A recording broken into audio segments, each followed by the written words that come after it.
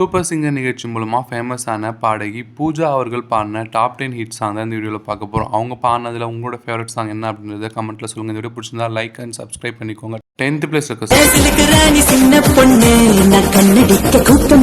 9th place இருக்க song, 8th பிளேஸ்ல இருக்க சாங், 7th பிளேஸ்ல இருக்க சாங், 6th பிளேஸ்ல இருக்க சாங்,